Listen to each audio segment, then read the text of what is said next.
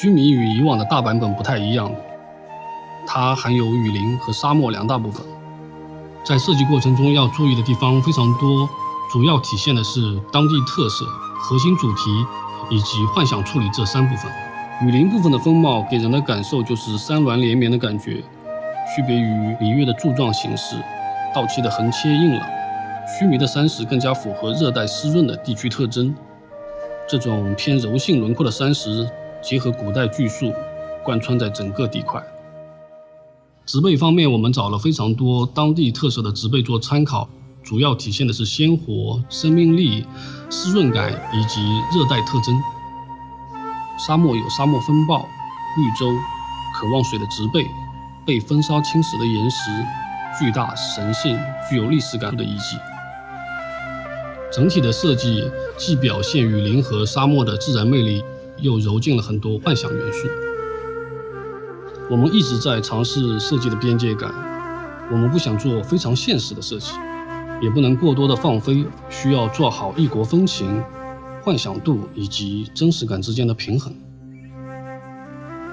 各个区域的主视觉同样非常重要，须弥的世界设定本身给视觉的多样性提供了非常好的支持，有各种各样奇幻的内容。这些内容根据玩家的游玩体验以及美术逻辑安放在各个区域，这样玩家的视觉感受和情绪变化都会更舒适一些，整体的游戏体验也会更好。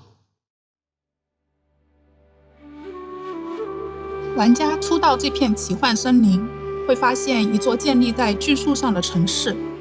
在这片被草神护佑着的国度，你会遇见一群可爱的小精灵。小精灵可是只有小朋友才可以发现它们哦，需要你帮他们解决一系列隐藏在森林深处的危机，才可以获得他们的信任。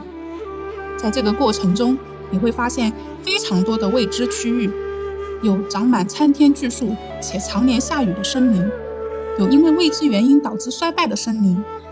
也有巨大的伞状发光植物形成的特殊生态区域。在另一片森林中，你还会发现一个巨大的机器人残骸依靠在山体崖壁之间。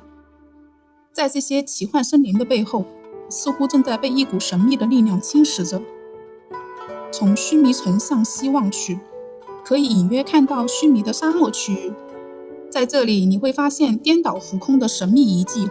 和冲破天际的龙卷风。在看似一望无际的沙漠下面，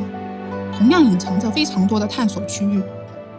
沙漠深处也有一个巨大的机器人，那这个机器人和森林的机器人又有什么关系呢？森林的神秘力量又来自哪里呢？就请旅行者去探索发现真相吧。